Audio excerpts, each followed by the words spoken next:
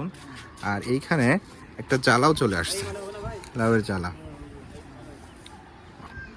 মানে অসাধারণ হয়েছে। দেখেন কতগুলা ফুল আসছে, পুরা গাছ ভর্তি হয়ে ফুল আসছে। যদিও বা এই গাছগুলোতে আমি পানি খুব অল্প করে দিচ্ছি, কারণ বেগুন গাছের পাতা অনেক বড় বড় হয় এবং সূর্যের আলো এই বেগুন গাছের গোড়াগুলোতে খুব কম পৌঁছায়। আসসালামু আলাইকুম এভরিওয়ান, ডেইলি লিমন ব্লগে আপনাদের সকলকে আবারও স্বাগত জানাচ্ছি। চলে এলাম আরেকটি নতুন ভিডিও নিয়ে। আজকে একবারে বিকেলবেলা আমি আমার ছাদে চলে আসছি। আজকে দেখাবো আমার ছাদের যে গাছগুলো বেশ কিছুদিন আগে আমি সার দিলাম, তো ওই গাছগুলোর কি অবস্থা। বিশেষ করে আমার বেগুন গাছ এবং লাউ গাছ এগুলো অনেক দুর্বল ছিল, তো ওই গাছগুলোতে মোটামুটি আমি গোবর সার এবং একটু রাসায়নিক সারও দিছি। তো চলুন দেখি এই গাছগুলো এখন কি অবস্থায় আছে। এই তো দেখতে পাচ্ছেন আমার ছাদের লাউ গাছ। তো লাউ গাছগুলো অলরেডি আমার যে মাচা আছে সে মাচার মধ্যে উঠে গেছে, দেখুন, মাশাআল্লাহ, আলহামদুলিল্লাহ। আর লাউ গাছগুলো অনেক ছোট ছিল, দেখুন অলরেডি এই লাউ গাছ মাচার মধ্যে উঠে গেছে এবং মাশাআল্লাহ অনেক সুন্দর ফুলও চলে আসছে, এই তো দেখুন। আর এইখানে একটা জ্বালাও চলে আসছে, লাউয়ের জ্বালা, মাশাআল্লাহ। আর এটা হচ্ছে আরেকটা লাউ গাছ আমার, এটাতেও ফুল আসছে, কিন্তু জ্বালা আসছে কিনা আমি জানি না। এটাতে হচ্ছে এমনিতে পুরুষ ফুল অনেকগুলো আসছে, এই তো দেখতে পাচ্ছেন, মাশাআল্লাহ। আর হচ্ছে এইটা আমার লেবু গাছ। লেবু গাছ তো মানে অসাধারণ হয়েছে, দেখেন কতগুলা ফুল আসছে, পুরা গাছ ভর্তি হয়ে ফুল আসছে।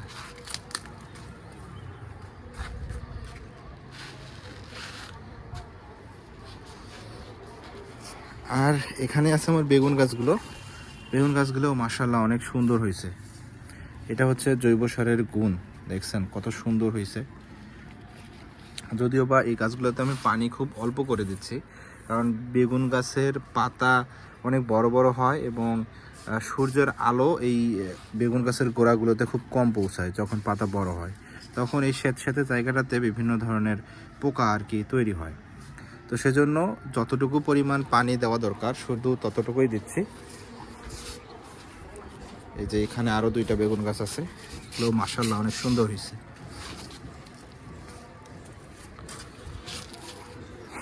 আর এই দিকে হচ্ছে আমার বাড়ির যে মিস্ত্রি ভাইরা আছে, রং করতেছে ওনারা, এখনও বাসার কাজ চলতেইছে, চলমান আর কি। একটা বাসার কাজ করতে অবশ্য অনেক সময় লাগে, মুখ দিয়ে বললাম আর হয়ে গেলে এমন না। তো একটু আগে এই গাছগুলোতে আমি পানি দিয়ে দিছি। এই টবের বেগুন গাছগুলো মাশাআল্লাহ অনেক সুন্দর হয়েছে।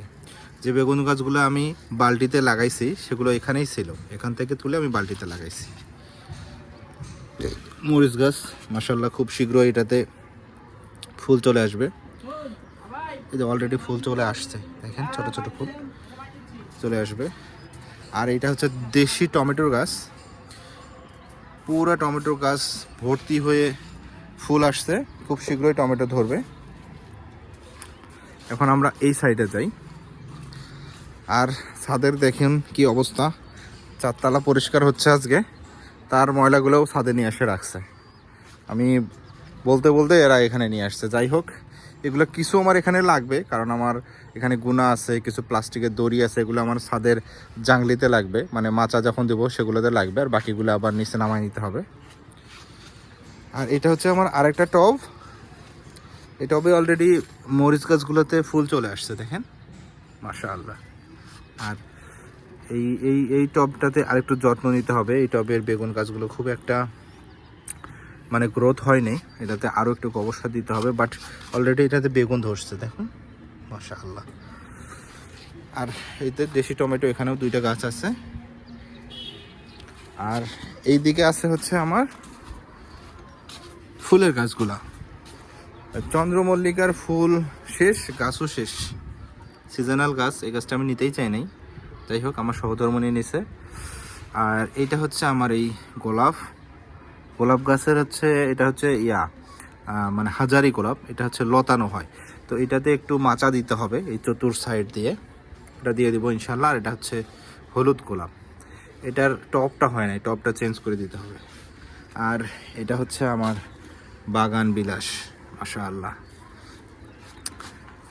সবগুলো গাছে অনেক ছোট ছোট আমি নিছি। আসলে ছোট গাছ, একটা ছোট গাছ যখন পেলে পুষে বড় করব, এটার মধ্যে আনন্দই অন্যরকম। আর এগুলো হচ্ছে আমার সেই ঝাউ গাছ, আমাদের চিলেকোঠার রুমের সামনে লাগানো হয়েছে। এই গাছগুলো খুব মানে স্লো বড় হয় আর কি।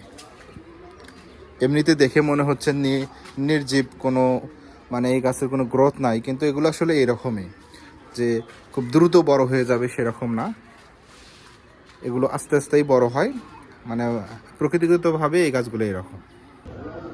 আর এই যে হচ্ছে আমার টমেটোর বাগান, দেখেন ছাদে এই ফসলটাই সব থেকে ভালো হয় এবং এটাতে তেমন কোনো পোকামাকড়ও লাগে না। দেখুন টমেটো, কত টমেটো হয়েছে, মানে এই টমেটোগুলো দেখে আমার মনটা ভরে যায়। কত সুন্দর টমেটো হয়েছে দেখুন, মাশাআল্লাহ।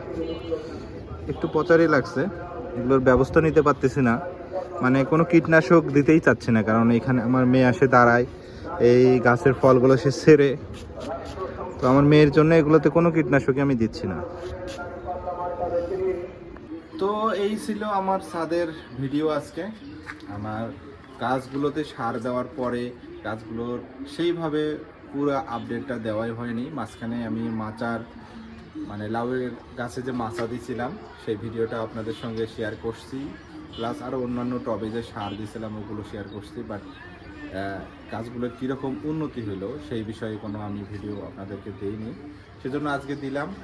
তো আজকের ভিডিওটা এখানে শেষ করছি। আমার ছাদে ইনশাআল্লাহ আরও গাছ লাগাবো। ছাদ প্রতিনিয়তই আমি বিভিন্ন ধরনের গাছ দিয়ে ভরাই ফেলবো। মাঝখানে একটা আম গাছ লাগাইছি, তো সেই ভিডিওগুলো আপনাদের সঙ্গে শেয়ার করব অবশ্যই। আমার ভিডিওগুলো ভালো লেগে থাকলে অবশ্যই লাইক কমেন্ট শেয়ার করে দিবেন, এবং আমার এই ভিডিওগুলো প্রতিনিয়ত যদি আপনারা দেখতে চান অবশ্যই আমার ফেসবুক পেজটি ফলো করে দিয়ে আসবেন এবং আমার ইউটিউব চ্যানেলটি সাবস্ক্রাইব করবেন। সবাই ভালো থাকবেন, সুস্থ থাকবেন, আমি এবং আমার পরিবারের জন্য দোয়া করবেন। আল্লাহ হাফেজ।